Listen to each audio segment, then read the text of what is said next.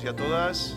Agradecer vuestra presencia, también por la gestión y el trabajo que se ha realizado desde el Colegio Oficial de la Psicología de Madrid, así como todos los miembros de la sección de Psicología del Deporte de este colegio. Para mí es un gusto el poder inaugurar la jornada, la cuarta jornada de Psicología del Deporte de la Comunidad de Madrid. Mi nombre es Alejo García Naveira, psicólogo del deporte y coordinador de la sección de Psicología del Deporte del colegio. Antes de comenzar y realmente dar paso a los verdaderos protagonistas e invitados que tenemos hoy, para que podamos disfrutar, me gustaría brevemente hacer referencia a unos hitos, a unos datos que creo que son significativos, ¿no? Porque la psicología en sí es una ciencia y profesión relativamente joven y dentro de esta área, pues por supuesto está la psicología del deporte, que aún es algo más joven, pero con mucha historia, y en concreto dentro del Colegio de Madrid, pues también tenemos nuestro recorrido y nuestros pasos que hemos dado. Recuerdo por el año 2008, con Pilar Jerez Villanueva, una compañera que estará mañana en la mesa de Mujer, Psicología y Deporte, teníamos la inquietud de reactivar un área dentro del colegio, que era el área de Psicología del Deporte, y comenzamos siendo 2 o 3 personas con esas inquietudes, y los años fueron pasando. Estamos en noviembre de 2023 y ahora somos más de 120 personas, compañeros y colegiados interesados en el área, en el cual buscamos desarrollar desde el propio colegio, desde una perspectiva científico-profesional, pues lo que es la profesión en sí, más allá que muchos de nosotros llevamos tiempo trabajando dentro del ámbito. También tener presente que el Colegio de Madrid es la segunda comunidad con más psicólogos y psicólogas en la división estatal a nivel nacional, y somos también el segundo colegio con más psicólogos y psicólogas acreditados en psicología del deporte. Una cuestión muy importante, lo hago como un approach, lo dejo votando. Recientemente se ha aprobado lo que es la acreditación EuroCI de psicología del deporte. Antes entramos en misceláneas. Ahora entramos en una categoría nueva que es de psicología del deporte. Y para no ser avances y no hacer spoiler tampoco, y hasta, como se suele decir, hasta que la fruta madura y caiga al suelo, ha habido unos avances bastante importantes que se sabrán próximamente en relación a la regulación legal, tener un marco de referencia legal dentro de lo que es el perfil profesional del psicólogo y la psicóloga del deporte. Por tanto, la acreditación cobra un doble valor, y mi sugerencia para los psicólogos y psicólogas que están presentes o que puedan ver el vídeo en diferido en algún otro momento, o los que vengan mañana, pues creo que yo lo tendría apuntado dentro de lo que es el itinerario curricular de cada uno y cada una. En el año 2017 comenzamos con la primera jornada, con toda la ilusión del mundo. Fue una jornada dual, tanto presencial como online, y la verdad tuvo un éxito también tremendo, con más de 80 personas presencial, más otras 80 a nivel online, o sea que fue muy rica, y ahora nos encontramos en la cuarta, ¿no? Con toda la ilusión, que ahora comentaré brevemente lo que es la estructura. También el año pasado albergamos una de las jornadas nacionales de la división del Consejo aquí en Madrid, y que también fue un éxito.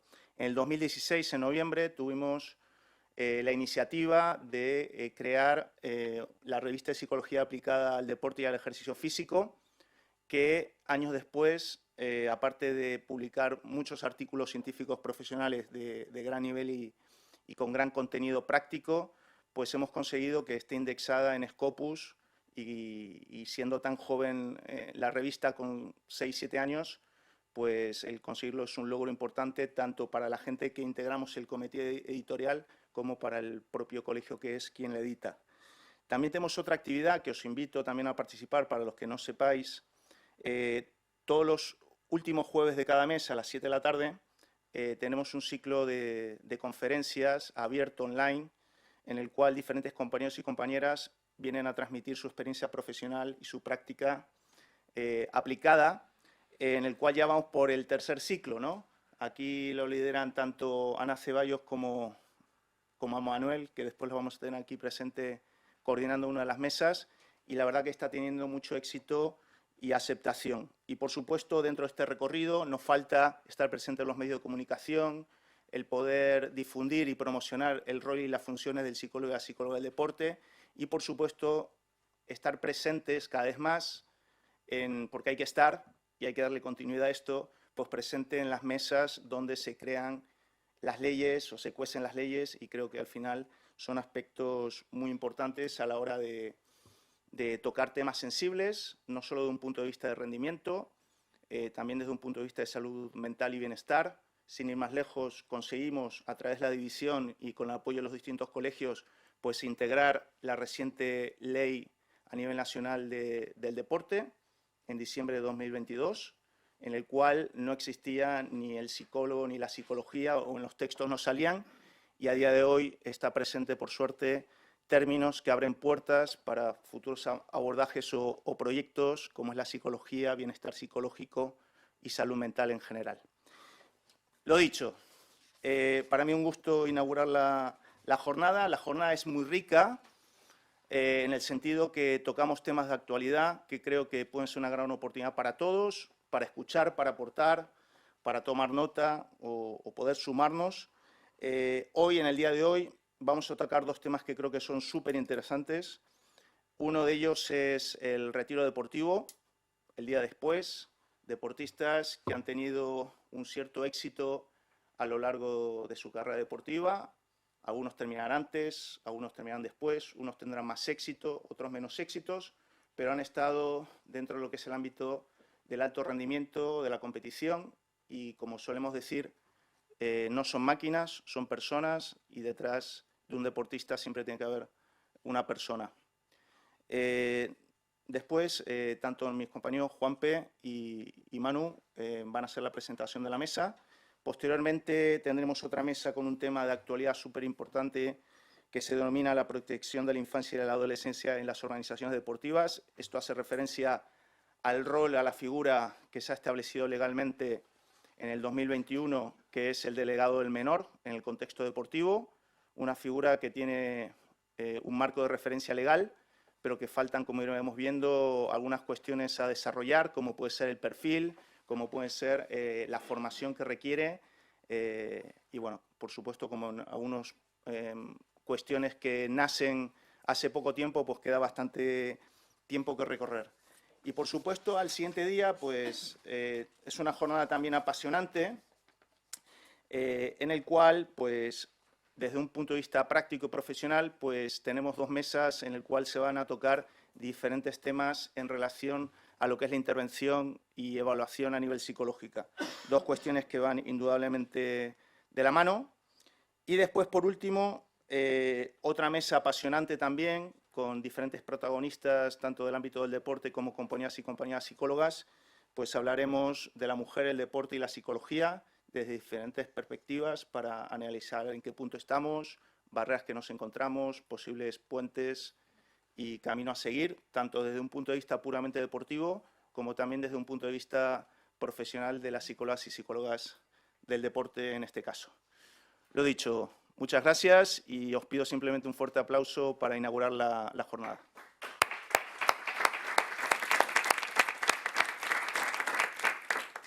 Pues nada, como ha dicho Alejo, la primera mesa que vamos a tener, queríamos hacer mucho énfasis, ¿no?, en un aspecto que es la retirada o el abandono del deportista, que parece que, bueno, pues se está empezando a trabajar bastante en algunas escuelas, en clubes deportivos, y que creemos que, pues, que hay que hacer ahí un trabajo mayor, ¿no? Y sobre todo lo que traemos es gente que ya ha pasado por esa etapa, para que nos traigan aquí a esta mesa y podamos debatir también y comentar entre todos cómo se vivió, cómo han sido desde sus inicios, su periodo de inicio de la actividad deportiva, la transición y el abandono.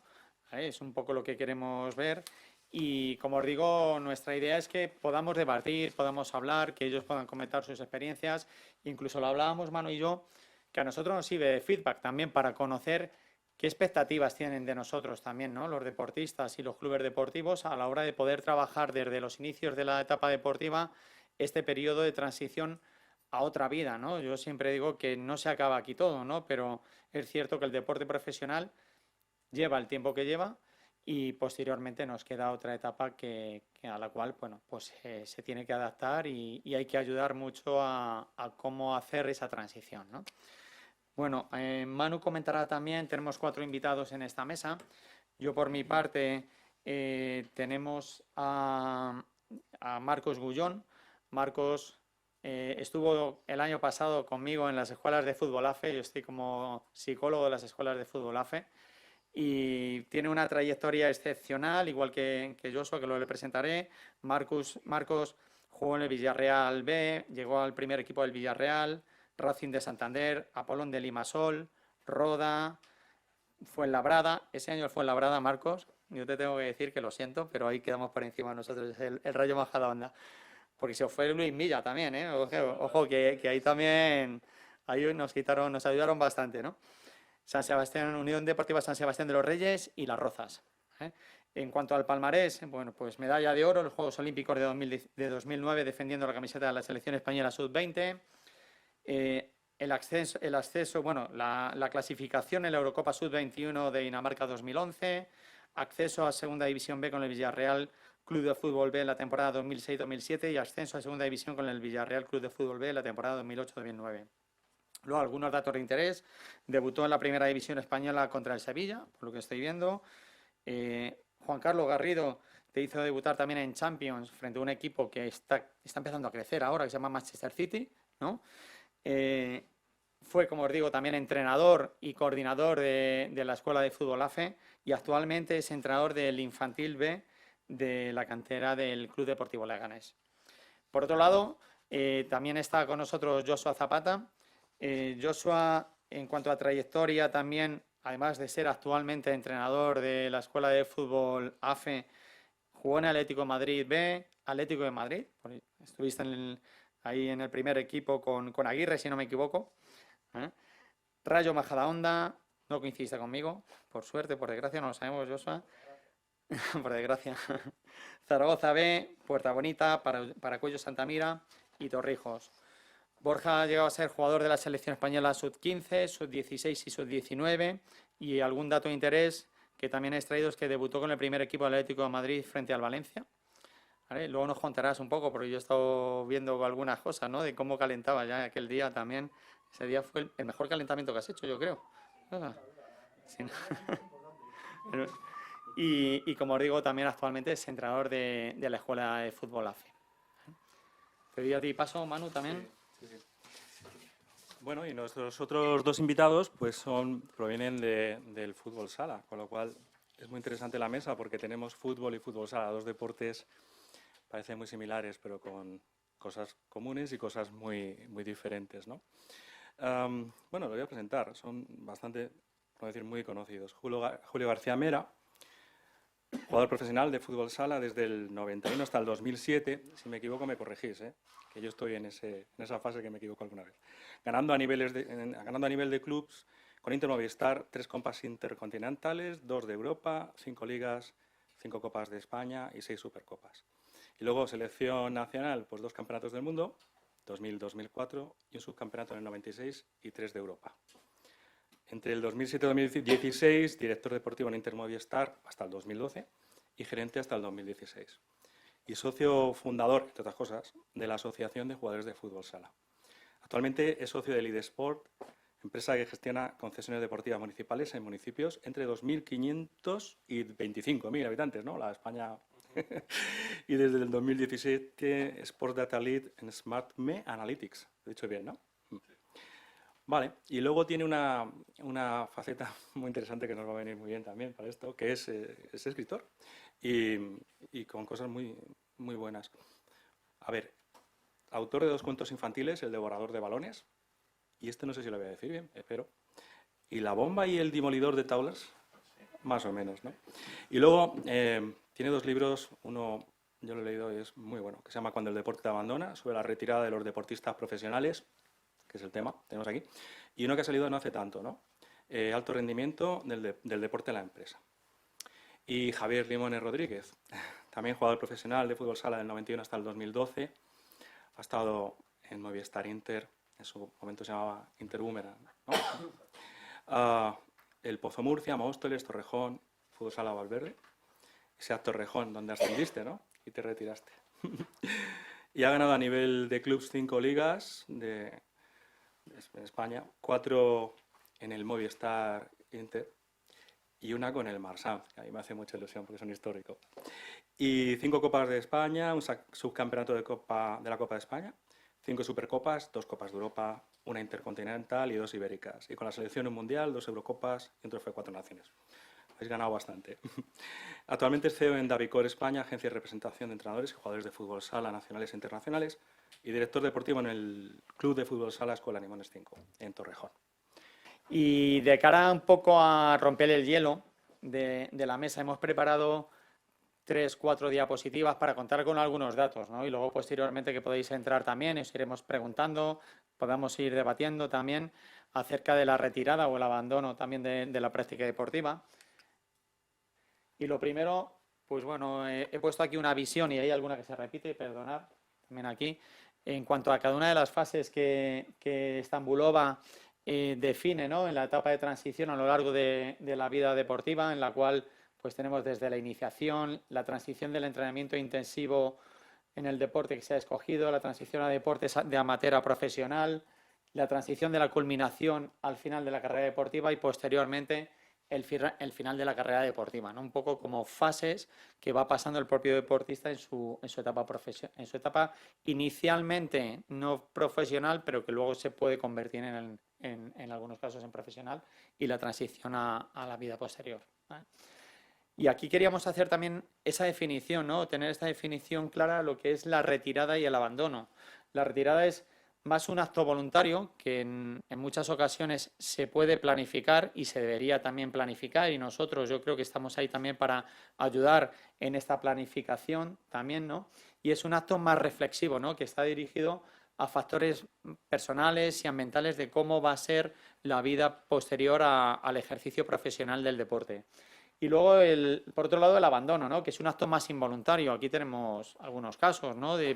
Bueno, pues en un momento determinado puede haber una lesión, ¿no? Que nos rompa o que rompa la carrera profesional del deportista y no continúe por donde también cada uno de ellos había pensado, y que hay que ayudar también a rehacer también la vida personal y profesional de esa persona, ¿no? Y luego, por otro lado, me parecía bastante interesante también para introducir la mesa es algunos datos que tenemos también del estudio de Dolores González, Miquel Torregrosa, de la Universidad de Portugal y Universidad Autónoma de Barcelona, en la cual también tenemos algunas variables, ¿no? En esa transición también del deporte profesional a la vida normal, ¿no? Y quiero empezar un poco pues, por las emociones, ¿no? Aquí está puesta la media, la desviación típica, pero si veis en cuanto a las emociones, yo he ido poniendo las dos primeras. Lo primero que aparece es la tristeza y el vacío. Por otro lado, en cuanto a dificultades, ¿qué dificultades tiene la persona cuando finaliza su etapa profesional? Tenemos las dos iniciales, que es la comunicación y la diversión, ¿no? Es lo principal. Luego ya viene la familia, carrera profesional, estudios, pero ahí hay dos importantes, que es la propia comunicación y la diversión. Y luego, en cuanto a estrategias de afrontamiento, ¿qué es lo que va a hacer el deportista para ejecutar o para iniciar esa nueva etapa profesional? Es lo primero, la aceptación a la realidad, la búsqueda de soluciones y realizar un plan. Ese plan entiendo que sería adecuado haberlo hecho previamente, pero bueno, cuando finaliza muchas veces, si hay un abandono por causas de lesiones o por cualquier otra causa personal o profesional, pues bueno, se tiene que empezar a hacer ese plan, pero la idea es que se haya hecho antes también y que nosotros les podemos ayudar a los profesionales del deporte a prepararlo, ¿no? Por otro lado, en cuanto al apoyo económico, ¿de dónde viene? Pues padres y familiares, sobre todo, luego amigos y organizaciones deportivas también. Ahí a lo mejor también tenemos que integrar a las organizaciones deportivas. Yo, por suerte, estoy en las escuelas deportivas, en las escuelas de fútbol de AFE, donde se intenta también pues a todos aquellos afiliados que han finalizado su carrera profesional, pues ayudarles económicamente, que estén en la escuela también impartiendo también o trabajando con todos los chicos que tenemos allí, o en la propia AFE también. Y bueno, pues como apoyo también a su final de carrera profesional, también se está trabajando mucho, se está trabajando en cómo volver al mundo profesional en otra etapa diferente, no tanto ya en el deporte, o sí, en ese sentido. Y luego ya por último, aquí hay algo significativo que es ¿de dónde viene el apoyo psicológico? Pues los dos primeros datos son la pareja y los amigos. ¿Y dónde nos queda el psicólogo? El psicólogo queda en quinto lugar. En quinto lugar. Creo que ahí tenemos un camino por recorrer, ¿no? Tenemos una oportunidad también para todos nosotros, donde podemos trabajar con los deportistas a nivel individual, colectivo y con las propias instituciones deportivas y que estos datos se puedan ver, ¿no? Que sea significativo para que nosotros podamos estar a su lado y poderles ayudar en esa etapa profesional, ¿vale? Esto en cuanto a datos también que podáis tener vosotros. Si te casas con un deportista, pasas del quinto al primero. También. Bueno, y para iniciar un poco el debate, también es conocer vuestra experiencia. Lo que queremos es empezar a debatir cuál ha sido vuestra experiencia, si en la práctica deportiva o en vuestra etapa inicialmente se planificaba, si no se planificaba, y qué esperáis de nosotros, ¿no? Yo lo hablaba con Manu sobre todo. Hay una parte aquí que a nosotros nos va a ayudar mucho, ese feedback que recibimos de vosotros.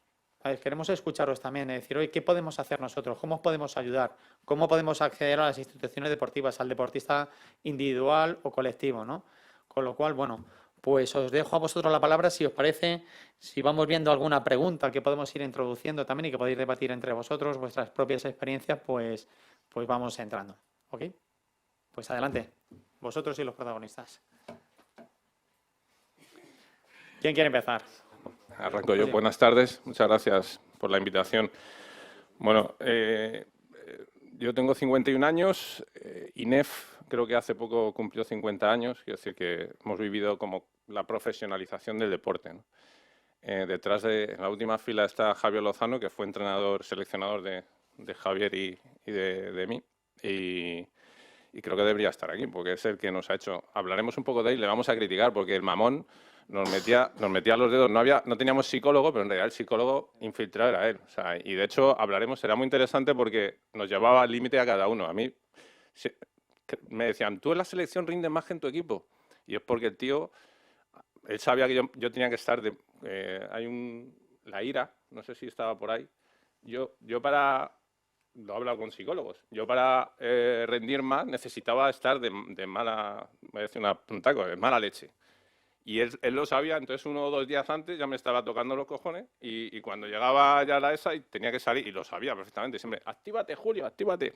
Pero bueno, a lo que vamos. Yo hace como 12, 13 años me dijeron que escribiera un libro y no sabía, me dijo un editor, oye, parece que escribes bien, escríbete un libro, ¿de qué? Pues no sé, nos estuvimos tomando café y vimos que no había bibliografía sobre la retirada del deportista en España. En otros países sí, en Estados Unidos, en Canadá, en Inglaterra, pero en España no.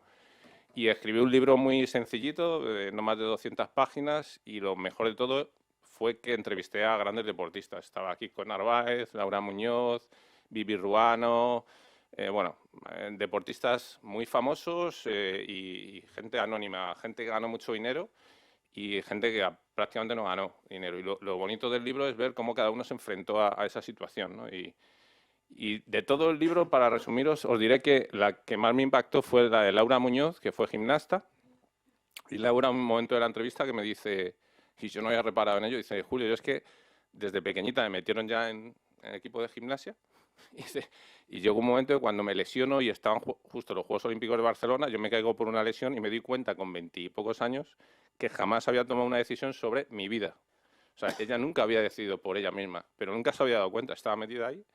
Y entonces eso le ha repercutido ya para el resto de su vida. Ella siempre dice, yo soy muy buena trabajadora, yo ejecuto, pues como en la gimnasia, yo soy muy buena, pero no me digas toma decisiones, porque no sé, ¿no? Bueno, pues por centrar un poco esto y nada, hay muchísimas cosas de que hablar, así que me callo, que si no... Hablaremos. A ver. Buenas tardes, gracias por la invitación. Bueno, un poco siguiendo el hilo que comentaba Julio, yo empecé muy jovencito a jugar profesionalmente a fútbol sala. Con 15 años debuté ya en primera división y bueno, llegué para quedarme y bueno, creo que eso me benefició en muchas cosas, me perjudicó a la hora no de aborrecer, pero sí que llegar muy joven, en una etapa con 32 años o así ya, en pensar en la retirada, pero también de coincidir con muchos jugadores, entre ellos Javier Lozano, era jugador profesional, él ya se estaba retirando, yo estaba comenzando, pues al final hablabas con muchos jugadores más veteranos que tú. Y bueno, yo no era mucho de hablar, pero sí escuchaba mucho a todos los veteranos y pensaba que, bueno, que sobre todo la retirada sí que la tenía que ir visualizando mucho antes de llegar a, pues eso, a la edad de 32, 34 años, que a lo mejor tienes una lesión o dices, bueno, pues hasta aquí hemos llegado.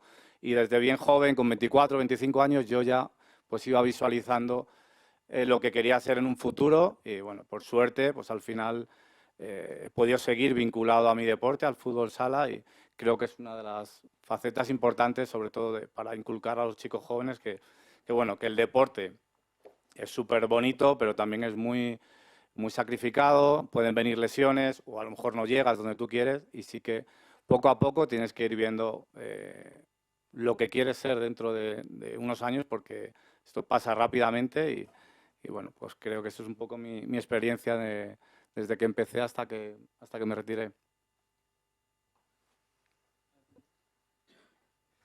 Bueno, pues buenas tardes a todos. Yo soy Joshua Zapata.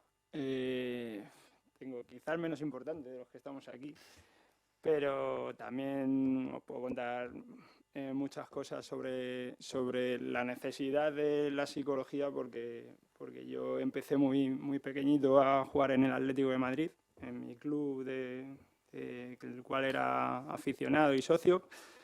Y bueno, crecí ahí y con muy temprana edad, con 14 años, 13 años, bueno, pues yo estaba como siempre en el fútbol, estás en manos de gente, de entrenadores, de directores deportivos y tal, y me empezaron a hacer ver que podía ser futbolista y que me podía ganar la vida siendo futbolista. Y haciendo lo que me gustaba, y bueno, el fútbol, pues una de las cosas que tiene es que te hace ganar mucho dinero también y yo veía que podía darle a mi familia por lo que no tenían. Entonces, desde una temprana edad empecé a sentirme, pues por decirlo de alguna manera, un futbolista ya profesional que podía vivir de esto y que podía ganar mucho dinero y darle facilidades a mi familia. Y bueno, fueron pasando los años y estuve a punto de llegar a donde de verdad había soñado y donde había querido. Y bueno, cuando lo tenía ahí con 19, 20, 21 años ya, pues hablamos de las lesiones y eso, se me empezó a torcer la carrera y ahí hablábamos del abandono, la retirada. Y a mí es verdad que me ha abandonado el fútbol, no he sido capaz de retirarme. Entonces, bueno, pues también creo que en esto que es mi primera vez hablando sobre estos temas, creo que son muy importantes y creo que yo si hubiese tenido el apoyo de gente como todos vosotros y de profesionales como vosotros, pues habría enfocado las cosas de otra manera. Entonces, bueno, pues si ahora después podemos hablar un poco y tal, pues os contaré algunas cosas personales. Vale. Además, aquí no hay nadie más importante que otro, porque vamos, a mí me hubiese gustado jugar el Atlético de Madrid también, ¿eh? ¿Dónde has llegado tú, Joshua? No veas cómo juega, ¿eh? Que jugamos No sé, juntos mira, partiditos y no veas antes- como... Uf. Sí, lo sé, con los jareños. Con los jareños. Pues tengo algún otro que juega, algún otro que conozco también con poco pelo que juega con vosotros. Pero sí que, vamos, yo he tenido, hace poco hablaba con gente y me decían, vaya jugadorazo. O sea, que aquí importantes sois vosotros, sobre todo por el desarrollo profesional. Yo cuando veo a los deportistas donde llegan mucha gente me dice, pero ¿a ti qué te atrae de un deportista profesional? ¿La figura de que es famoso? Digo, no, me atrae el cómo esta persona ha conseguido llegar donde ha llegado. O sea, para mí es un ejemplo de constancia, de muchos valores que nosotros mostramos mucho en la escuela de fútbol a los chicos, de esfuerzo, de constancia, de colaboración entre ellos, y que esos son ejemplos que todos vosotros, 4 que estáis en esta mesa, habéis cumplido para llegar donde habéis estado. Y eso es lo que también tenemos que transmitir hacia la gente, ¿no? Que muchas veces está en la prensa, está el jugador, está la persona, pero realmente lo que hay en ese iceberg que hay por debajo no se ve. Y es importante que lo transmitís y todos los tenéis. O sea, Sí, lo habéis hecho. pero está claro, perdona que te interrumpa, pero por ejemplo mi situación es, yo cuando conocí a Julio, que ahora comparto algunas cosas con él y tal, para Nos mí enamoramos. nos enamoramos. Para mí es un referente, o puede ser un referente, porque, joder, yo hubiese soñado con tener o conseguir lo que ha conseguido Julio, y no he sido capaz. Entonces, para mí es una persona que la veo como un referente, como un espejo, y que, bueno, que si yo hubiese sabido enfocar las cosas de otra manera, cuando el fútbol ya me empezó a dar la espalda, pues con gente como vosotros lo hubiese enfocado de otra manera, ¿sabes? Bueno, adelante, Marcos. Me toca. Buenas tardes, lo primero a todos. Es un placer estar aquí compartiendo estos momentos. No solemos hablar en público, por lo menos yo, y bueno, impone un poco. Así que nada, por poner un poco mi opinión sobre esto es que hasta ahora yo creo que el tema de las retiradas o la preparación de esa retirada la estamos dejando mucho en el contexto familiar. Yo he tenido la suerte, pues, de mis padres son de Zamora, Castilla de toda la vida, ahorrar, prepararte para ese momento el día que llegue, estudiar, tengo mi carrera, tengo mi formación, pero prepararse como tal para la retirada deportiva nadie está preparado. Pasas de estar, digamos, trabajando, porque yo jamás he considerado ser futbolista un trabajo, para mí era un placer ir a entrenar. Pasas de trabajar, digamos, 3 horas en lo que te gusta a el día siguiente levantarte y decir, hostias, es que no hay entrenamiento. Y son situaciones que más allá del contexto económico hay que estar preparado para eso. Y psicológicamente creo que vosotros debéis cubrir ese vacío que digamos que está legado a las familias. Considero que el psicólogo ahora mismo ya no se considera un intruso en un vestuario. Hasta hace 4 días había un psicólogo que decía, ¿qué pasa aquí? ¿Estamos locos? Y ahora ya hay un psicólogo y tú lo normalizas. Pues creo que ahí podéis canalizar para preparar a la gente con la que tratéis o con la que hay gente siempre más cercana. Yo me considero mal paciente para un psicólogo, porque me creo más listo que ellos, eso es para empezar. Así que, y eso es malo seguramente por mi parte, que os habrá pasado mucho, de tener gente con la que estáis hablando que diga, este que sabe más de lo que le está pasando que yo. Pero creo que a entrar por seguramente tenéis vuestros trucos para entrar en la mente de la gente y preparar esa retirada, que pueda ser, pues el caso de Joshua, desgraciadamente, un abandono más forzado. Yo, en mi caso, no fue una retirada soñada. A todos nos gusta retirarnos bajo luces, que nos hagan una entrevista aquí, pero no fue mi caso. No sé si hay algún compañero igual sí, ¿no? Pero algunos sí que hay por ahí, alguna retirada con las luces, con las fotos, 200 partidos, 500, no fue el mío. Pero no me considero haber sido una persona desafortunada en el fútbol. Y elegí mi momento. Evidentemente te vas retirando porque el fútbol, entre comillas, te va abandonando, o ya juegas en menos categorías, o llega un momento que dices, pues no me compensa ya seguir. Y ese fue mi caso y creo que tomé el camino, pues bueno, ahora voy a ligarme al deporte, que es lo que he hecho toda la vida, y yo intentaré ser entrenador y hasta donde llegue. Y si no, pues habrá que buscar un plan B, pero por eso tengo mi formación, mi máster, y bueno. También referente a eso quería comentar que a veces, aunque te retires preparado, digamos, académicamente, se da el dilema de decir, joder, es que acabo con 35, 34 años, tengo mi título, pero tengo 0 experiencia laboral, empiezas como un becario. Y hay que ser humilde para llegar a esa situación y decir, soy un becario, con 34 años, con mi formación, pero soy un becario. Y bueno, no sé si he pegado una chapa para empezar. No, hombre, no, está bien. Si aquí los que tenéis que hablar sois vosotros, ¿no? No, es muy interesante porque yo a raíz de escribir el libro nos llamó una psicóloga que se llama María Fernández Ostolaza, no sé si la conocéis, o es psicóloga de alto rendimiento, trabajó mucho en la Blume y hizo un grupo al retirarme yo, al retirarme y escribir el libro, justo hizo un grupo y empezó a trabajar con nosotros. Entonces, ahí lo puedo contar ahora porque entonces era confidencial, que nos reunió a 10 o 12 deportistas y yo decía, esto tiene que ser confidencial. Y dice, María, que somos españoles, va a ser confidencial, imposible con 10 tíos aquí. Y en ese grupo estaba Almudena Cid, Juanma Iturriaga, Teresa Albo, Pablo Villalobos, deportistas muy variados. Y hemos estado trabajando, que de hecho sigue existiendo, lo llamamos, al final le pusimos hasta nombre, el último vestuario. Yo me salí hace 1 año y medio, 2 años por estar centrado en mi empresa, pero hemos estado, y siguen estando, pues hablando específicamente de la retirada. Entonces, la gente dice, pero ¿cómo podéis estar 10 años hablando de la retirada? Y lo que hacíamos es, un jueves, al final, el último jueves de mes, nos reuníamos 2 horas dejábamos los móviles, que eso es fascinante, dejar 2 horas el móvil, y hablábamos sobre la retirada. Siempre nos juntaba, pues, entiendo que será una terapia o algo, nos sentaba así y yo le decía, María, ¿hacia dónde vamos? Y ella, no, esto es oro para mí. Yo, bueno, estaba así 10 años, ¿no? Y es verdad que al final vas viendo que el estar conversando, el sacar todo lo que tienes, y son momentos maravillosos, ver como deportes individuales y que no tienen nada que ver contigo, Almudena Cid y yo hablando, y tenías tanto que ver, y esos momentos son maravillosos, ¿no? O sea, que quiero decir que yo le decía, María, qué pena no haberte conocido cuando yo era profesional del deporte, porque me hubieras ayudado a trabajar la ansiedad, la frustración, a enfrentarme a un penalti decisivo, a tal, y a preparar, por supuesto, la retirada. Entonces, creo que es clave que vuestro trabajo llegue a los chavales, y ya no solo los profesionales, sino hay un mogollón de deporte popular que, por culpa de los padres, que yo soy padre, los padres y las madres les meten una presión a los niños que dice, pero bueno, tío, o sea, a mí me dicen, no, es pronador o supinador, tío, son unas zapatillas. No, y entonces, y los mesociclos, pero deja que disfrute, coño. Pero bueno, esto más.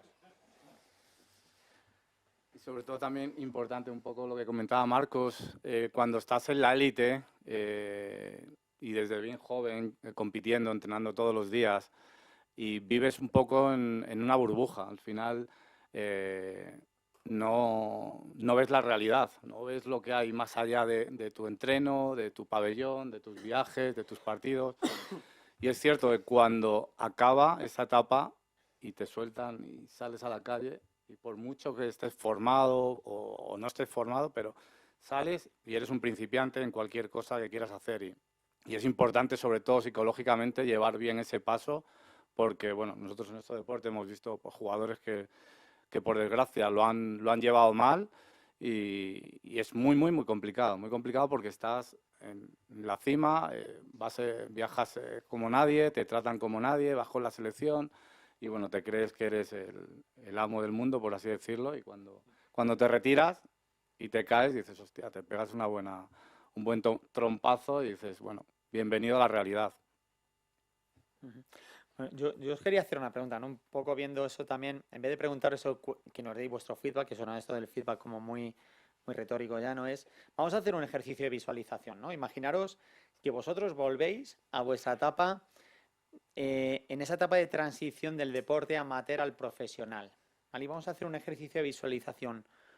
¿Cómo visualizaríais vosotros, de forma ideal, a ese club deportivo para que os pudiesen echar una mano en esa transición de la época del deportista profesional a la época profesional en otro sentido, en otras circunstancias? ¿Cómo sería ese club o esa entidad deportiva? ¿Qué es lo que esperáis? Por parte de nosotros, de los psicólogos o de cualquier otro profesional o del propio club.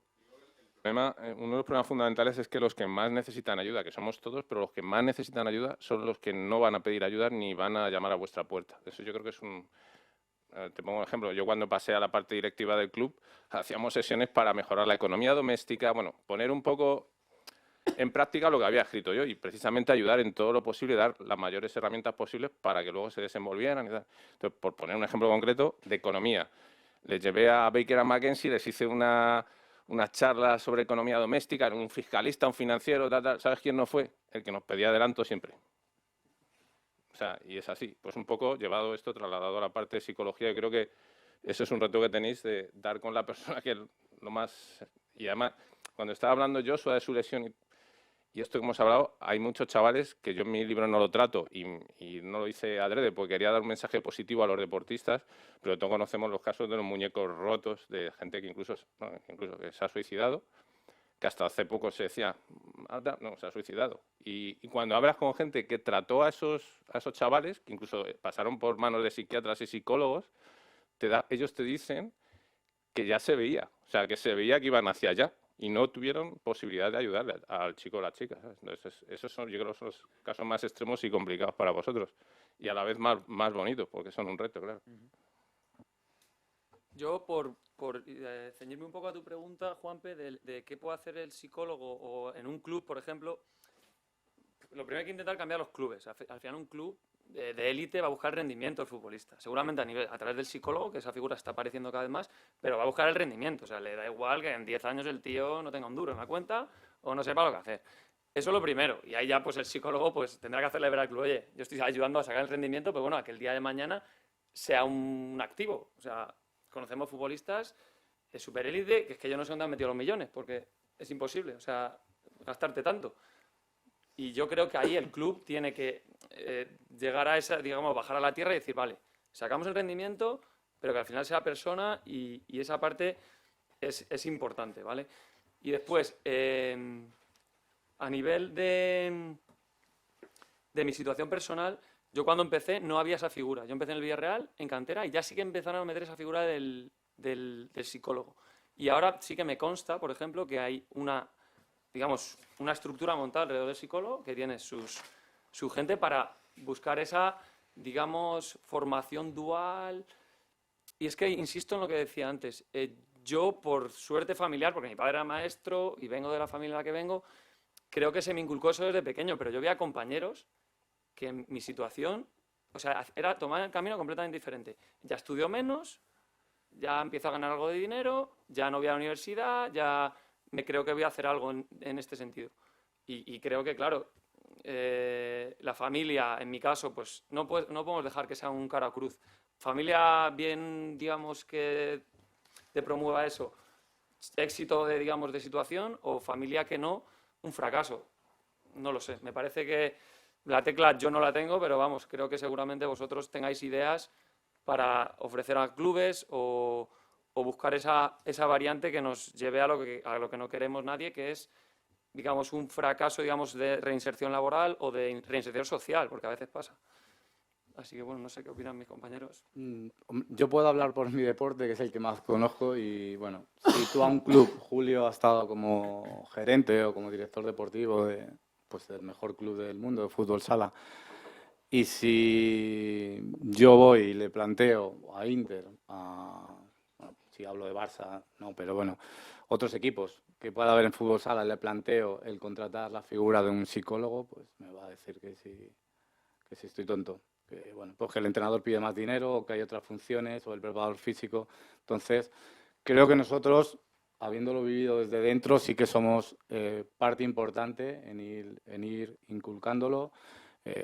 Nosotros ahora, por ejemplo, en nuestra empresa, sí que, bueno, pues también al haberlo vivido, pues intentamos dar las mayores herramientas a los chicos para que, bueno, podrán llegar o no, pero por lo menos que hagan su deporte como creo o como creemos que se debe llevar, pues que haya una persona que se dedique del tema de los estudios, de los chicos que no quieren estudiar.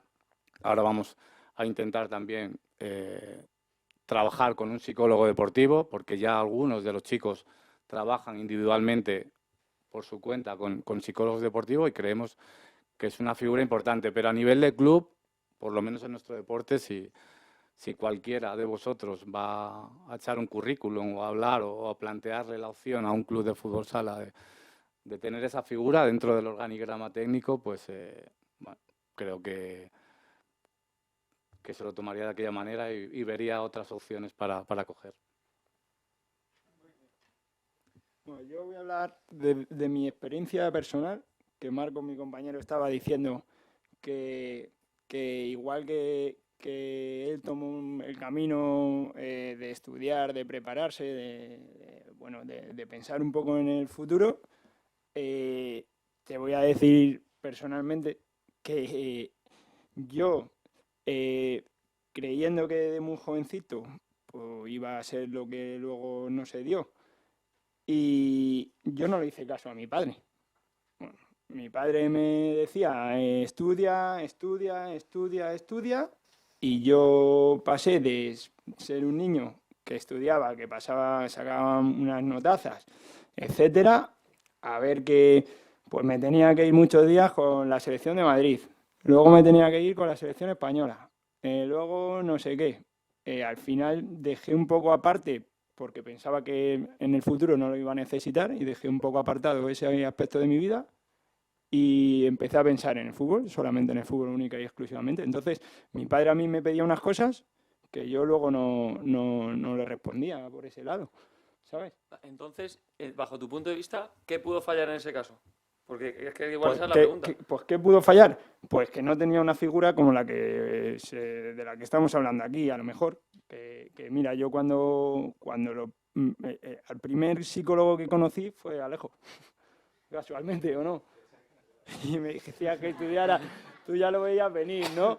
Me decía, estudia, estate. Yo tenía mucho carácter, pues veía que a lo mejor las decisiones porque al final estamos en manos de muchas personas, veía que las decisiones que se tomaban sobre mí habían sido unas que a mí me hacían creerme una cosa y luego esa gente no estaba en mi camino ya y empezaron a aparecer otras personas que no tenían esa confianza en mí, que no me daban lo que yo a lo mejor necesitaba o no me hacían ver las cosas como... Entonces, mi primera figura como psicólogo que apareció fue Alejo y yo fue el primer psicólogo con el que empecé a tratar, a hablar, etcétera, pero ya me pilló un poco en un momento malo para mí, en un momento frustrado, en un momento que ellos se me estaban empezando ya a torcer las cosas y que yo a lo mejor no las quería ver. Entonces, si Alejo a lo mejor aparece, yo es que era bastante joven, pero si Alejo esa situación en vez de a mí con 17 años me aparece con 21, que se da en muchos casos, yo estaba en la preélite o llegando a la élite con 17 años, porque con 16 años estaba entrenando con el primer equipo del Atlético de Madrid y con mis ídolos, etcétera. Si esa figura a la gente que ahora tiene 20, 21 años, pues que son cuando más o menos se llega a la élite, tiene una figura como vosotros o como Alejo, pues lo va a tener mucho más fácil para ver las cosas de otro punto de vista, ¿sabes? Yo pienso que bueno, esa es mi opinión. Sí, no, al final cada uno tenemos un contexto diferente. Yo, situaciones como la tuya de ya... Yo es que no lo sé, a mí me vino todo como muy... Si es que, bueno, coincidimos en la selección, si es que somos del mismo año.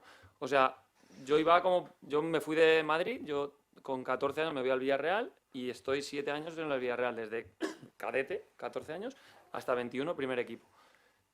No lo sé, a mí es que yo también iba a la selección y mis padres, no lo sé, no sé si era por contexto familiar o yo estaba como muy en la tierra. O sea, yo dentro de la situación que vivíamos, yo estaba como bastante en la tierra. Vamos, es que para mi padre el que ha tenido éxito en la vida es mi hermano que es ingeniero, no yo que llegué a primera división. O sea, creo que define mucho el contexto en el que yo me he movido. Estudia, pero vas a la universidad, pero tal, pero cual. Y creo que esa preocupación, de una forma o de otra, se me transmitía de alguna forma, que no lo dejé. Yo me matriculé en una carrera, pero por circunstancias me matriculé en otra, un poco más asequible. Y me termino sacando la carrera, yo viviendo en Chipre, jugando en primera división de Chipre y viajando mis veranos a Castellón en coche a hacer los exámenes, que le decía a los profesores, oye, que solo puedo ir en junio. Venga, va, vente y haces el examen. Y me sacó la carrera así, y contextos completamente cercanos a mí, vamos, eso ni lo soñaban. Era vacaciones, a Ibiza, cojones, ¿dónde vamos a ir? ¿No? Pues creo que yo estoy muy agradecido a mis padres, pero creo que no se puede dejar a la familia. Habrá que buscar la fórmula, que seguramente para eso estamos aquí, para intentar llegar a esos futbolistas, para que se estén centrados, para que preparen el mañana y también el tema, digamos, social y de retirada. Pero eso siempre creo que va a ser un shock. Es como una persona, incluso vosotros, si estáis trabajando 10 años en una empresa y al día siguiente os echan, es un shock. O sea, es que da igual que seas futbolista, que seas lo que seas. Si estás haciendo algo mucho tiempo y dejas de hacerlo, es un shock y hay que adaptarse y tienes su periodo de luto, entre comillas. Así que creo que en eso no nos difiere tanto a alguien normal, el dejar de hacer una rutina durante tanto tiempo. Yo quiero preguntaros una cosa, perdonad. Mira, hay algo que he visto muchas veces cuando he trabajado con gente que se encontraba en esta situación, ¿no? Y me decían que se sentían como que habían perdido la identidad, ¿no? Que era un cambio de rol, que de repente no sabían quiénes eran. Antes eran Don José y ahora no era ni Pepe. No le saludaba me lo han dicho así, no le saludaba ni el portero, ¿no? Entonces se sentían, no sabían quiénes eran, ¿no? Entonces aquí hay dos cosas que quizá puedan ir unidas, que cuál es el punto de inflexión en el que empezáis a ver que hay un cambio. Si es un cambio de repente, pues es un choque total, ¿no? Pero ¿cuándo empieza a producirse eso y cómo es el proyecto, el trayecto, el día después, qué hicisteis y qué haríais ahora, si pudierais verlo con el tiempo y os hablarais a vosotros mismos? Bueno, yo hice esto, haría esto, o buscaría o necesitaría una serie de historias, ¿no? Visto... Pues mira, en mi caso, te cuento lo curioso que a mí me retiraron. Bueno, yo de la selección, aunque estaba el seleccionador, que aquí está Javi, y bueno, lo consensuamos. Y mi equipo yo tenía 35 años, era el capitán, y me retira José María García, que es el dueño, y me dice, me retira pero con un premio, me dice que me iba a quedar el director deportivo. Y yo ese primer momento, para mí era un ataque frontal. ¿Cómo me vas a retirar? Sí, pues, ¿qué cojones? Y yo soy el capitán aquí. Y no ves que te están dando un tesoro. O sea, tú estás viendo que te están quitando de ahí, ¿no? Y luego, con el tiempo, y dices tú, ¿cuándo es el momento en que quizás te das cuenta? Pues yo creo que se pasa fatal, incluso pasa mucho tiempo, incluso lo típico cuando cortas con alguien que dice, no, ya lo he superado, pero luego está llorando, no lo has superado, cabrón. Pues esto es lo mismo, ¿sabes? Esto dices, no, yo ya lo he superado. No lo has superado porque me sigues comiendo la oreja de no sé qué, de tal. Sigues subiendo a Instagram los tíos de cuando hace 20 años, tío, ya está, déjalo. Pues un poco eso, ¿no? Y sí que cuando empecé a trabajar hay un momento que me gusta porque la sensación esa de ser de viejo, de erudito a bebé, pasas ahí. Pero hay un momento que mola, que empiezan a decirte gente, clientes, proveedores, compañeros, joder, pues que es fácil trabajar contigo, es fácil trabajar contigo. Y tú dices, coño, a lo mejor ese miedo que tenía inicial a trabajar porque no tenía ni idea, se va transformando en, oye, pues quizá el deporte me ha dado destrezas, habilidades que sin darme cuenta, o sea, hay muchas cosas que desconocemos de nosotros mismos. Por un lado, tenemos un ego de la leche, esa realidad te coloca en otro sitio, pero te vas redescubriendo y dices, joder, pues es verdad que el deporte me ha dado muchísimas cosas que no sabía y que me hacen, pues por ejemplo, trabajar muy bien en equipo y te sale natural. O, por ejemplo, toma de decisiones. Se toma muy rápido. Llevamos desde pequeñitos tomando cientos de decisiones en el pequeño cerebrito que tenemos cada uno de manera automática y se supone que mal no hemos elegido, al menos dentro del terreno de juego y con las normas esas, pero que luego es aplicable a otros ámbitos. De hecho, yo creo que nos pasa a nosotros. Hay momentos en la vida profesional y personal que todo el mundo está como atacado y a nosotros nos dicen, pero ¿por qué estás así tranquilo? Porque para mí esto no, o sea, de verdad, pero no por ir de sobrado, que esto no es ningún problema, cuando para otras personas es un problema muy gordo, ¿no? Entonces, ese tipo de destrezas que te ha dado el deporte se pueden aplicar tanto en la vida personal como profesional, creo.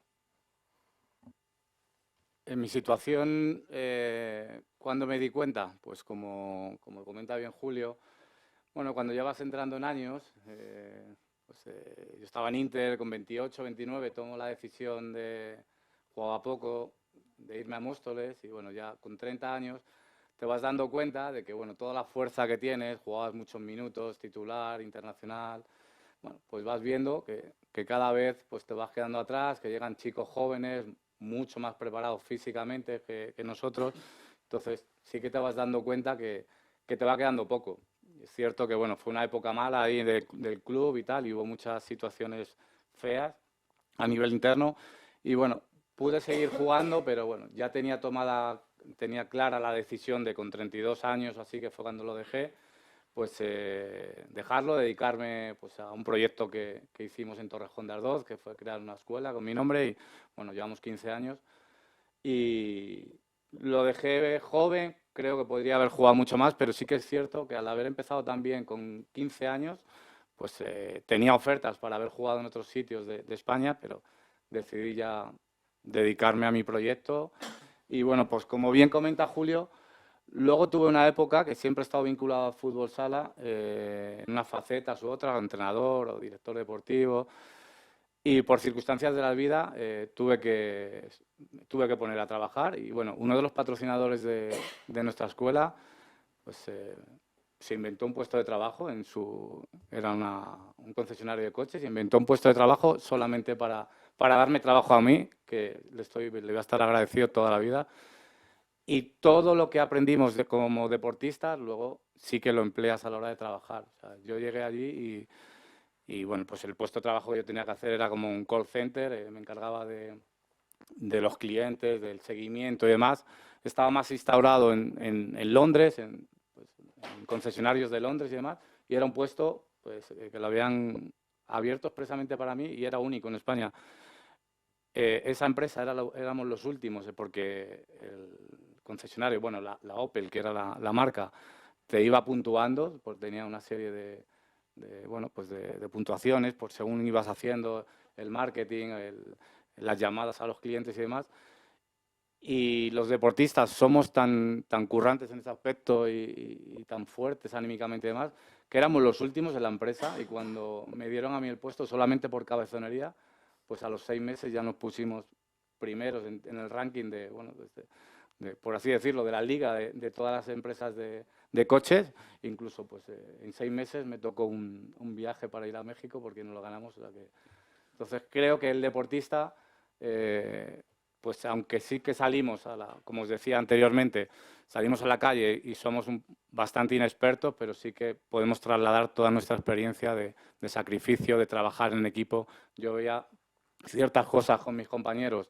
Yo estaba en el área un poco donde los comerciales, y veía entrar una persona para ver un coche, para comprar un coche, y teníamos 4 compañeros que eran los que se encargaban de vender, y yo era un poco el que luego les hacía el seguimiento a ellos, y uno estaba con el móvil, otro estaba con la pantalla aquí, con el ordenador. Hostia, era una venta clara, y yo les decía, pero no os levantáis. No, tranquilo, ya luego ya nos preguntará, pero hostia, yo estaba allí de los nervios que yo no tenía por qué levantarme. O sea, creo que en ese aspecto el deporte pues te da muchas herramientas para hacerlo bien. Una cosa. Mira, cuando Julio habla sobre las decisiones que tomamos, que es verdad que desde pequeños empezamos a tomar muchas decisiones porque nos dedicamos a algo que constantemente pues estamos teniendo toma de decisiones. Durante tu vida pues tomas decisiones buenas y malas. Yo en muchas me he equivocado. Por ejemplo, si hubiese tenido más cerca una figura así, pues las hubiese tomado a lo mejor de otra manera. Pero luego te dan muchos valores, el que estamos acostumbrados a jugar en equipo, a jugar, a estar con compañeros, relacionándonos constantemente, día a día, pues a ese tipo de cosas que te da el estar en un equipo. Yo ahora pues me quiero dedicar a ser entrenador, me quiero formar para ser entrenador y seguir relacionado al fútbol, que creo que es lo que me gusta, lo que creo que más experiencia puedo tener. Pero me encuentro trabajando, por ejemplo, en una empresa de placas solares. Y como un mozo de almacén normal. Pues todo lo que había soñado de pequeño no se ha cumplido y me encuentro así. Es verdad que yo soy una persona que, como mi familia, pues cada miembro de mi familia han sido trabajadores toda su vida, no tienen carreras, es una familia muy humilde. La verdad que lo he visto desde un punto de vista que no se me caen los anillos por hacerlo. Pero también os digo que soy un futbolista frustrado, y si hubiese tomado una decisión importante en mi vida, hubiese dejado el fútbol en vez de con 30 años yendo a menos, jugando en sitios que no era feliz, que no me encontraba con los compañeros que quería yo encontrarme.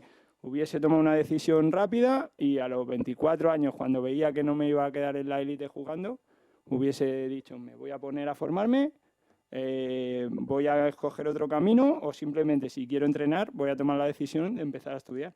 Y no la he tomado hasta dejé el fútbol con la pandemia, me dejó el fútbol a mí, porque fue muy difícil tomar esa decisión.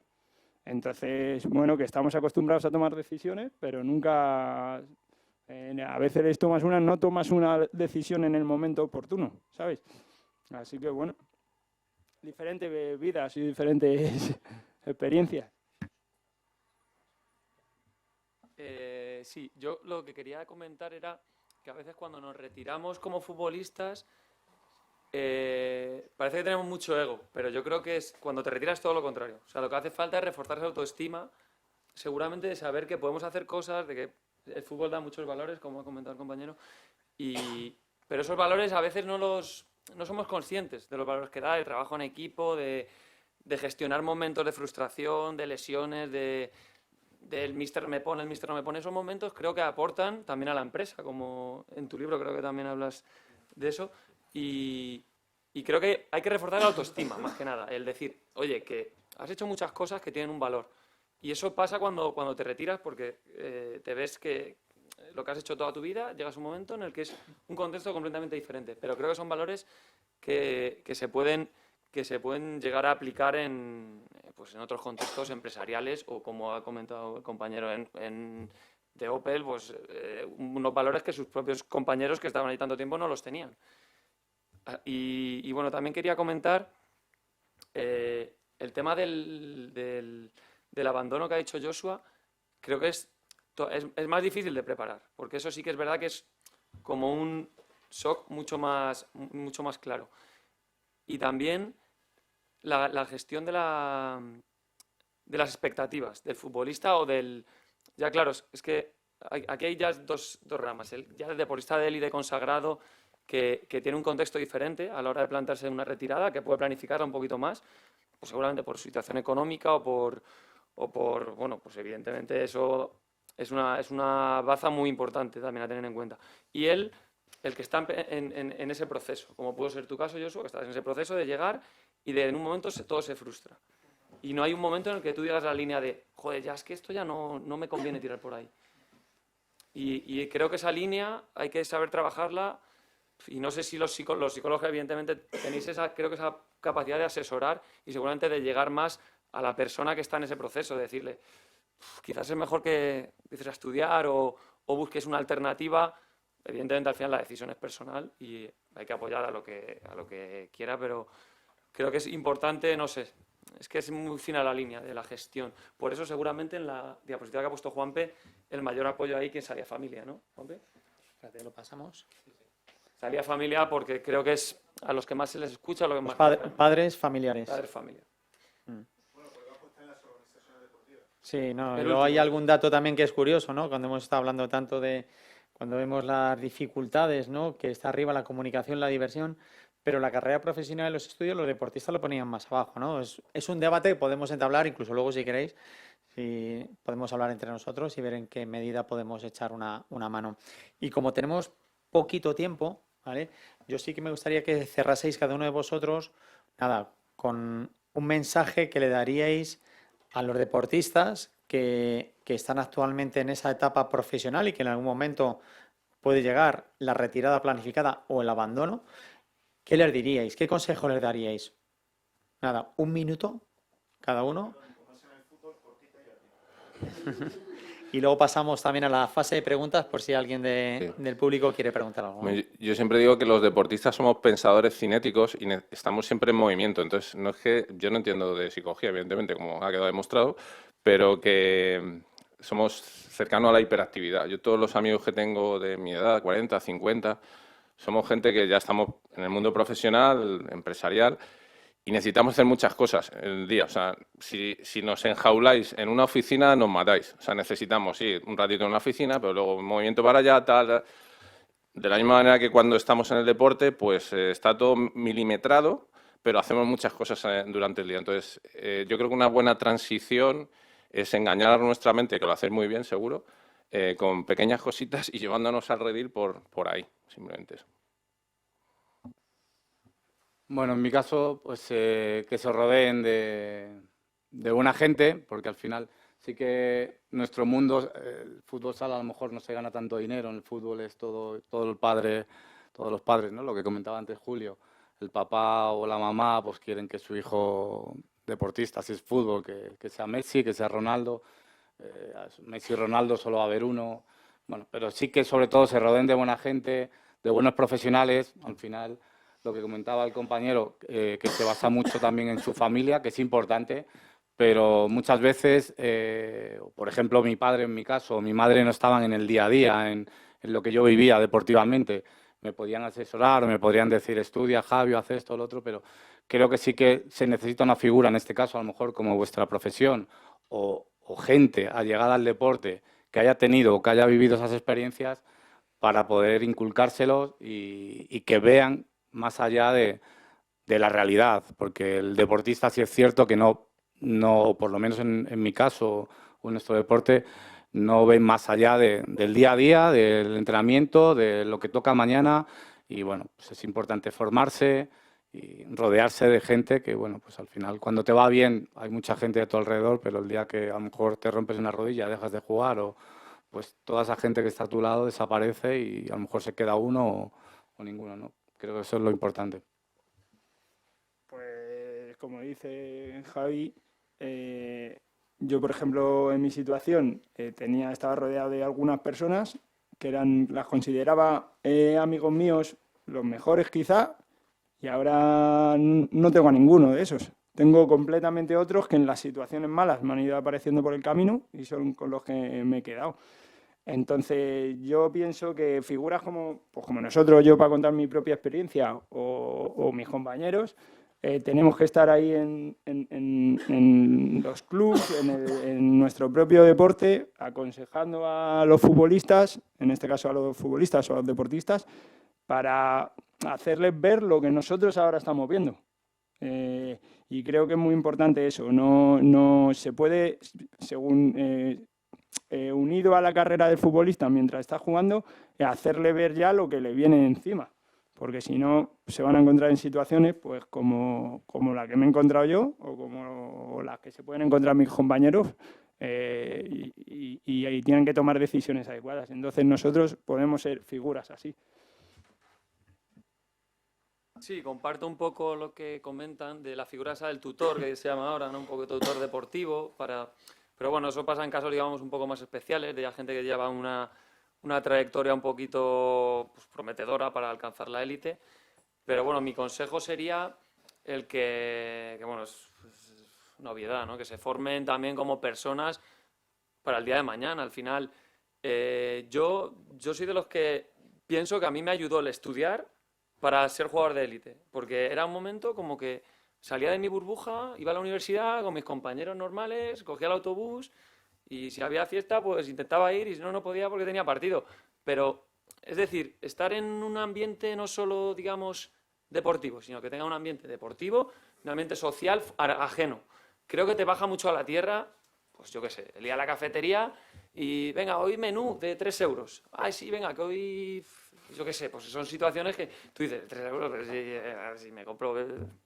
No sé, son situaciones que dicen, joder, es que esto es la vida real, esto es lo que hay, o que se venga uno en autobús desde no sé dónde para ir a la universidad y tú vas con tu coche y tal, es tú, joder, es que hay gente que valora esto, y creo que eso te mete en un contexto, aparte de pues el tema de formarte y tal, que yo lo viví mucho cuando ya estaba llegando a donde quería llegar, y yo considero que me ayudó mucho a mantener los pies en la tierra, que creo que es el consejo que le puedo dar al que ya empieza a llegar a ese tipo de situaciones. Y después muchos, evidentemente, hay que decirles, oye, que es que no todo eso no es tan fácil como parece. Fórmate, prepárate y si llega, llegará y nadie te va a quitar lo otro. De hecho, yo de lo más orgulloso que estoy es de mi carrera y mi máster y vamos, eso ya no me lo quita nada, aunque todavía no haya ejercido. Y por poner ya el lazo a este comentario que ha hecho, yo estoy de acuerdo con él y es así. Yo creo que cuanto más te formes o tengas más inquietudes, que yo siempre digo, no hace falta que estudies una carrera, estudia idiomas, masaje, lo que sea, pero ten inquietudes fuera porque te van a hacer mejor jugador, cualquier cosa, ¿no? Lo que sea. Y curiosamente, como curiosidad, ya que está aquí Javier Lozano, en nuestras selecciones que ganamos mundiales y europeos y tal, no íbamos aquí de erudito y nada, pero nosotros recordábamos donde estábamos, en Guatemala, en China Taipei, entre otras cosas por los libros, recordamos los libros que intercambiamos entre los jugadores. Es decir, que éramos gente con otras inquietudes, aparte de jugar simplemente, o sea, íbamos un poquito más allá. Y al final se trata de eso, ¿no? De entrenar tu mente, porque siempre es, entrena el físico, el técnico, el táctico, vale, pero ¿quién entrena la mente? Pues no sé, ¿a quién le toca? ¿Sabes? Es complicado. Muy bien. Bueno, pues nada, yo antes de cerrar sí que queríamos ver si hay alguna pregunta también a los asistentes y que podamos... 10 minutos. Pues en 10 minutos, si hay alguien que quiera preguntar algo... Simplemente mientras que penséis la pregunta, haciendo una revisión de diferentes estudios, hay una cuestión, independientemente de las variables que se estudien, lo que está claro que el retiro, inclusive el abandono deportivo es un proceso. No es blanco-negro o hoy para mañana, ¿no? Entonces, cuanto antes pensemos desde la primera responsabilidad de los deportistas, las familias y las instituciones deportivas, incluyendo también al entrenador, pues creo que entiendo yo que es el cambio. Habrá que ser políticas que acompañen los deportes minoritarios, ¿no? Como puede ser el atletismo que está matando con la milésima de segundo por 11.000 euros, ¿no? Entonces son cuestiones totalmente... Y de padres ya hablaremos, ¿no? Bueno, A ver, ¿preguntas? ¿Alguien quiere preguntar? Así soy. ¿Se oye? Bueno, si no habla alto. Bueno, yo tengo una pregunta, en principio, más hacia Joshua, pero bueno, realmente la podéis contestar todos. cuando tú planteabas que si tú hubieses tenido este apoyo psicológico a tu edad de los 24, pues a lo mejor te hubieses planteado este abandono, no sé si en ese momento era cuando podríamos decir estabas en la cresta, pero a mí desde el punto de vista psicológico se me planteaba el decir, ¿cómo te digo yo eso a ti? Es decir, ¿cómo tú estando, a lo mejor no al máximo nivel, pero con todo esto que habéis ido comentando, de ese ego que tienes, cómo te planteo, oye, parece que te está fallando la rodilla o el tobillo, ¿y si lo dejamos? Pues no sé si te voy a saber contestar. Pero sí es verdad que a mí, pues en dos momentos muy importantes de mi carrera, cuando estoy tocando la élite, me aparecen dos lesiones que son las más graves que puede tener un futbolista, como la de Gavi ahora si se rompe el cruzado. Bueno, a mí la primera vez que me pasa una situación es que me rompo acabo de debutar en Primera División y me rompo el tobillo y el peroné. Intento me cambia mucho la situación, le doy la vuelta, tengo que salir de mi club de toda vida, que llevaba 16 años, etcétera, me voy al Real Zaragoza y cuando estoy otra vez llegando al primer equipo, que voy a firmar en el primer equipo y tal, me rompo la rodilla. Entonces, ese proceso es difícil encajarlo. Yo me imagino que vosotros, vuestro trabajo es llegar a las personas, a conocerlas, etcétera. Si a mí ese psicólogo me hace ver y pensar en todo lo que me ha ido sucediendo en esos años, a lo mejor llegas al punto de decir, oye, pues mira, a lo mejor Joshua es muy difícil otra vez darle la vuelta a la situación, vamos a tomar otro camino, ¿sabes? No sé, es complicado. Yo creo que ahí es que seguramente tuviste ese acercamiento, seguramente por parte de alguien, ¿puede ser o no? De alguien que te dijera, oye, Josu, ¿y si preparamos o ponte a estudiar o por si acaso? No lo sé. Pero seguramente en muchas situaciones sí que hay ese acercamiento. Lo que pasa que es que esa es la clave. ¿Cómo entras a esa persona que ahora estará centrada focalizada en eso? Yo creo que es plantearle, oye, que esto no, o sea, porque toma ese... todo eso, a lo mejor, oye, que no es todo esto. Claro, claro, a lo mejor que no es todo esto, puedes hacer las dos cosas. Otra cosa, a hacer otra cosa, o vamos a dedicar nuestra vida. Por eso sí, es lo que decía Julio, de no solamente dedicarte a esto, dedícate a más cosas. ¿Sabes? Yo creo que es hacer ver, oye, que porque no te estás desviando del camino, estás ensanchando el camino. Es decir, vas a abarcar lo que estás haciendo y esto seguramente te ayude en formarte, lo que hemos comentado, formarte y en... Sí, ¿no? Lo que has comentado también de cómo lo del ego, ¿no? Y yo conozco a varios y varias psicólogos de alto rendimiento y me dicen normalmente lo que me dicen, que claro, que es un proceso de acercamiento que al final hasta que un deportista se abre contigo no es, venga, te des 2 libros de autoayuda, unas recetitas y venga, para adelante, ¿no? Que a veces han tardado incluso hasta año y medio en llegar realmente a la esencia, al corazón de la persona y decir, venga, vamos para adelante. Y luego el alto rendimiento, que estoy completamente de acuerdo contigo, al final no nos tenemos que engañar los deportistas. O sea, ¿dónde estás? ¿En un club? ¿Qué quiere el club? O sea, ordeñarte, vamos, y sacarte hasta... Y, macho, esto es así, y es alto rendimiento, son resultados. Y entonces la línea es muy jodida. A mí cuando vienen los papás y me dicen, tiene una niña de gimnasia rítmica y está en competición, entrena 6 horas diarias, ¿tú qué harías siendo padre? Digo, ¿con comodín o sin comodín? La respuesta, ¿la quieres? Porque si te tengo que decir la verdad, yo con mi hija no lo haría. No lo haría. Ahora, si quieres que te cuente una milonga y tal, es que es muy... para eso estáis vosotros, coño, que estudiar, coño. No, pero que es muy complicado eso porque el alto rendimiento te lleva al extremo. Y es que no, físicamente y mentalmente. Y yo por ejemplo, me pasó, hubo un momento con 24 años que yo me miré al espejo y dije, me estaba llevando a un sitio que yo no quería ser esa persona, porque me estaba convirtiendo en un cabrón, sinceramente, o sea, daba palos, no sé qué. Digo, si yo he hecho deporte, yo empecé en esto para ser buen tío, no para otra cosa. Y claro, es que te lleva ahí, la competición te lleva ahí. Entonces, es una línea muy interesante que, bueno, que luego ya, otro día nos está en Instagram y tal y ya seguimos.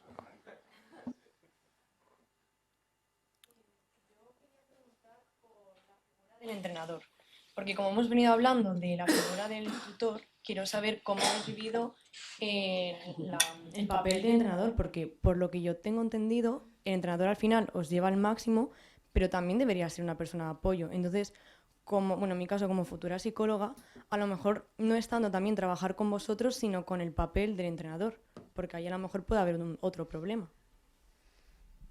Sí, en nuestra época, como comentábamos antes, el psicólogo deportivo era el entrenador. Depende también la suerte o la no suerte que hayas tenido en los tipos de entrenadores que hayas tenido en tu carrera. Como comentaba Julio, Javier Lozano fue nuestro entrenador en la selección española y para nosotros, o por lo menos para mí, sí que ha sido un referente a la hora de sacarnos el máximo. Y bueno, pues para mí es una referencia ahora, incluso yo lo llevo, muchas cosas de las que él nos hacía o nos hablaba, pues las llevo en mi trabajo, mi empresa, porque era un poco nuestro psicólogo, sí que te exprimía al máximo y tú decías, joder, este cabrón va a venir ya otra vez aquí a la habitación, me va a poner a parir. Pero al final sí es cierto que tenía 14 jugadores enchufados, el que jugaba más porque jugaba más, el que jugaba menos, entonces... La figura del entrenador es importante, pero muchas veces no te encuentras en tu camino con esa persona, porque lo mismo que te daba la chapa y te sacaba al máximo, se iba a tu habitación y te preguntaba normalmente, viendo la tele, ¿qué tal? ¿Cómo estás? ¿Estás para jugar mañana? Yo recuerdo una conversación con él en el Mundial en China. Yo la primera fase apenas juego, no juego nada, y yo decía, joder, pues si estoy entrenando muy, muy bien, estoy para jugar, pero bueno, él no me ponía. Y llegó en la segunda fase, estábamos ahí a punto de eliminarnos, nos la jugábamos con Portugal, que era el partido clave, y él llegó a mi habitación y ¿estás para jugar mañana? Y, tío, me voy a poner si no he jugado ni un minuto hasta ahora. Y hablaba pues tan claramente conmigo como hacía días me había echado la charla, entonces creo que el papel del entrenador es súper importante. La clave es eso, encontrar a lo mejor con el que tengas afinidad y pueda llegar a ti y pueda rascar ahí a ver, y que tú también te abras a él, porque hay muchas veces que el jugador es súper egoísta y va al día a día y, bueno, mira, Javier Lozano no me ponga, que pues ya está. Ni le hablo o paso por aquí. Si tú te abres, oye, Javi, ¿por qué no juego? ¿Qué estoy haciendo mal? Creo que es una figura muy, muy importante, como dices. Ahí tenéis mucho por trabajar, porque los entrenadores es verdad que necesitan, yo creo, más el psicólogo o la psicóloga que nosotros, ¿eh? Porque esto te pasa, o sea, estás en este caso Lozano no, porque era un gran gestor de equipo, emocional, y te transmitía los mensajes muy simples, pero hay final Campeonato de Europa, tensión, tiempo muerto, llegas allí y te dicen, bueno, mete el pie pero no hagas falta, venga, haz los automatismos pero juega libre, defiende en zona pero con el tío. Digo, macho, ¿qué cojones quieres, tío? Dime, ¿sabes? O sea, te mandan mensajes que nosotros intentamos empatizar y les entendemos, porque al final ellos están todavía más presionados que nosotros.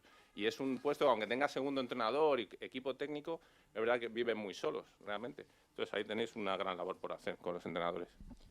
Pero por añadir una cosa más, ¿creéis que podría ayudaros el papel del entrenador si se trabajase más con él también desde los psicólogos a esa retirada, en plan, a que formase parte de ese proceso?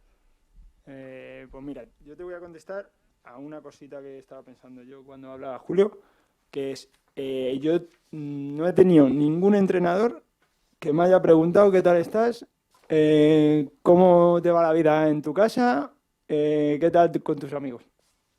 Y yo creo que eso es una parte muy importante para gestionar tu equipo, el conocer la persona también, no solamente el futbolista o el deportista, ¿va? Porque tú le estás pidiendo unos resultados, pero a lo mejor ese futbolista o ese deportista no te los da porque tiene otros temas aparte dentro de su vida que le están impidiendo sacarlos. Entonces, creo que es muy importante que los entrenadores también conozcan a las personas que tiene detrás ese deportista. ¿Vale? Vamos a hacer la última pregunta así muy concreta, si alguien quiere o si no cerramos la mesa. Y continuamos con la siguiente. Bueno, le damos un fuerte aplauso, ¿no? Hay una pregunta. Es una pregunta breve y concreta, Marcos. Has dicho algo muy gracioso sobre que tú eras muy malo para tener psicólogo porque te crees más listo que ellos. Mi pregunta es si ellos... Antes haya pasado, ya he encontrado alguno así, ¿no? Ese soy yo. Mi pregunta es si ellos han sido siempre hombres. Pues Es que es una lucha de las egos experiencias que he tenido, y hay una sí, cuestión de sí, género. Sí. Pues mira, Luego... por ahí va la cosa No seguramente. hablamos. Bueno, pues poco más. Ya para cerrar también un poco, yo me quedo con varias cosas, ¿no? Y creo que es importante también para nosotros que nos llevamos a trabajo en la gestión de las emociones, en el apoyo a la orientación educativa y profesional. Y como decía Julio, también hay una parte también de cómo gestionar también la propia economía, ¿no? Cuando un deportista profesional puede llegar a tener esos ingresos y cómo gestionarlos de forma adecuada, ¿no? Pero la parte de la gestión de las emociones, como hemos visto, yo creo es un factor muy importante y luego, por supuesto, la parte de educación, ¿no? Aunque no hace falta tener una carrera, sí que hay que enseñar también a desarrollar otra labor también para que puedan desarrollarse en lo que les queda de vida, porque un deportista profesional que puede acabar 35 o 40 años, le queda la mitad de su vida, ¿no? Entonces ahí es donde hay que trabajar. Y sobre todo trabajar en esa triada, ¿no? Entrenador, padre y deportista. Yo creo que es donde está el vínculo y no solo con el propio deportista o con la institución, sino trabajar en estos aspectos. Y poco más. Yo voy a dar por concluida la mesa, ¿vale? Porque ahora mismo tenemos perdón, Manu, ¿qué me dice? Vale, ahora comenta Manu. Yo quería cerrar la mesa y también, oye, quedaros, porque ahora hay una mesa bastante interesante. Yo le tengo mucho cariño porque yo soy de la Sierra de Madrid. Yo soy de Becerril de la Sierra y CCI ya lo conozco poco. Conocí al Chivo Loco mucho. Eso sí, ahora ya cada vez menos, ¿no? Ya se lo cerraron. Pero hay una mesa muy interesante y que a mí especialmente, por estar vinculado mucho a ese ámbito, a esa zona, pues tengo mucho cariño también. O sea que, nada. Manu, no sé si querías comentar algo. Sí, hay una cosa que yo creo que es interesante y además creo que es importante y de todo lo que hemos hablado, pues a mí lo quería destacar, que es la necesidad, pero también la capacidad que seguramente tienen los deportistas de tomar conciencia de todo esto. Primero, tomar conciencia de que hay una serie de cosas que pueden necesitar y luego tener la capacidad de solicitarlo. Porque si yo no tomo conciencia de que me falta esto, malamente puedo pedir nada. Pero si tomo conciencia y no soy capaz de echarle fuerza para poder pedirlo, entonces ahí me imagino que no solamente es él el que tiene, o ella, quien tiene que poder, sino también tiene que haber un cambio a nivel sistémico para que sea más sencillo de que alguien se atreva a decir, me falta esto y lo quiero. Entonces yo creo que hay mucho trabajo a hacer a todos los niveles para que se produzca un proceso como este y sea sencillo. Bueno, sencillo, sea factible por lo menos, ¿no? Yo creo que esto es importante. Muy bien. Nada, y únicamente ya un aplauso a los ponentes y pasamos a la siguiente mesa.